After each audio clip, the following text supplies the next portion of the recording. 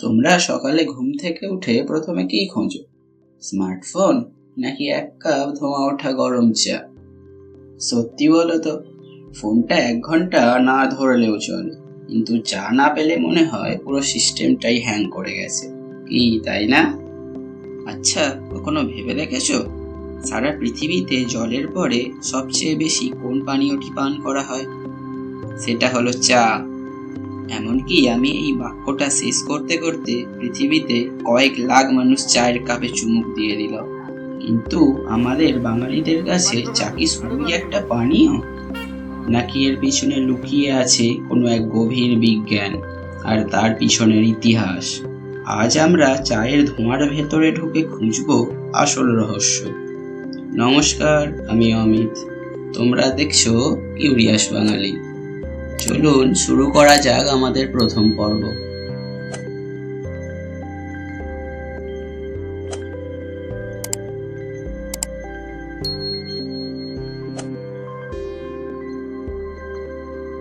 চায়ের ইতিহাস শুরু হয় চীনে, প্রায় 5,000 বছর আগে।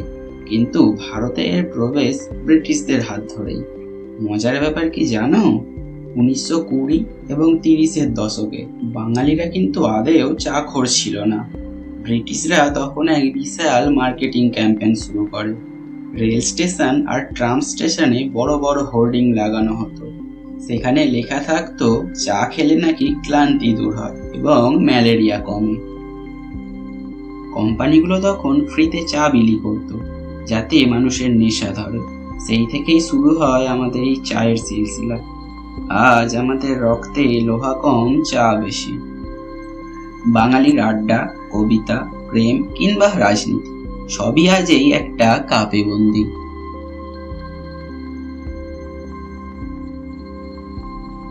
চলো এখন একটু বিজ্ঞান ঘেঁটে দেখি, চা খেলে এমন ম্যাজিক কেন হয়।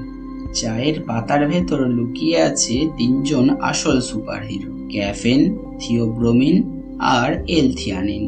সুইজারল্যান্ডের ইউনিভার্সিটি অফ ব্যাসেলের একটি গবেষণায় দেখা গেছে চা পানের ফলে আমাদের মস্তিষ্কের এফেক্টিভ কানেক্টিভিটি বা কাজের দক্ষতা বেড়ে যায়। বিশেষ করে আমাদের স্মৃতিশক্তি বা ওয়ার্কিং মেমোরিকে একটি দারুণভাবে সিমুলেট করে। কিন্তু কফি আর চায়ের তফাৎটা কোথায় জানো? কফি খেলে শরীর চাঙ্গা হয়, কিন্তু আবার অনেক সময় অস্থিরতাও বাড়ে। কিন্তু চায়ের জাদুকারী উপাদান এল-থিয়ানিন আমাদের ব্রেনে এমন এক আলফা ওয়েভ তৈরি করে যা আমাদের একই সাথে সজাগ এবং শান্ত রাখে। বিজ্ঞানীরা একে বলেন অ্যালার্ট রিল্যাক্সেশন, মানে মাথাও ঠান্ডা আবার ফোকাসও তুঙ্গে। বিয়ের সম্বন্ধ হোক বা অফিসের বড়দিন, সবকিছু এক কাপ চায়ের উপর দিয়ে পার হয় কেন? এর পিছনে একটা গভীর সাইকোলজিক্যাল কারণ আছে। ইয়েল ইউনিভার্সিটির সাইকোলজিস্ট জন বার্গ এক অদ্ভুত পরীক্ষা করেছিলেন। গবেষণায় দেখা গেছে যখন আমাদের হাতে কোনো গরম কিছু থাকে, তখন আমাদের অবচেতন মন সামনের মানুষটার প্রতি অনেক বেশি নমনীয় এবং দয়ালু হয়ে যায়। একে বলা হয় দি ওয়ার্মথ এফেক্ট। সহজ কথায়, হাতের উষ্ণতা আমাদের মনের জানলাগুলো খুলে দেয়। বাঙালির আড্ডায় চা থাকলে ঝগড়া কম আর ভালোবাসা বেশি হওয়া, এটাই আসল বৈজ্ঞানিক রহস্য।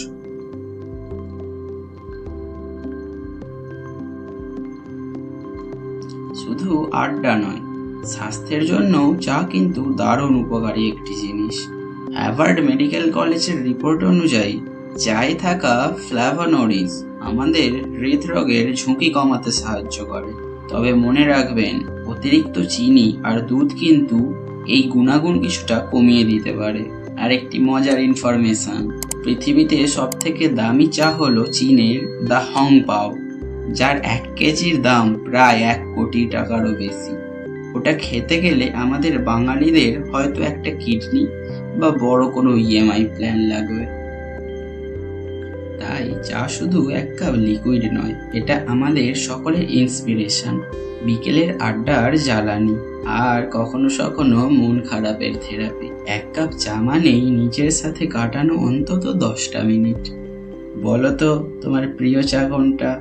মাটির ভাঁড়ের কড়া দুধ চা নাকি বাড়িতে বানানো আদা লেবুর চা? জলদি কমেন্টে জানাও, দেখি কোন চাখররা বেশি এগিয়ে। আমি অমিত, আর তোমরা দেখছো কিউরিয়াস বাঙালি। ভিডিওটি ভালো লাগলে লাইক করো, আর বন্ধুদের সাথে চায়ের আড্ডায় একটা শেয়ার করে দাও। দেখা হচ্ছে পরের ভিডিওতে। ততক্ষণ ভালো থেকো, সুস্থ থেকো, আর এক কাপ চা হাতে নিজের কৌতূহলকে বাঁচিয়ে রেখো।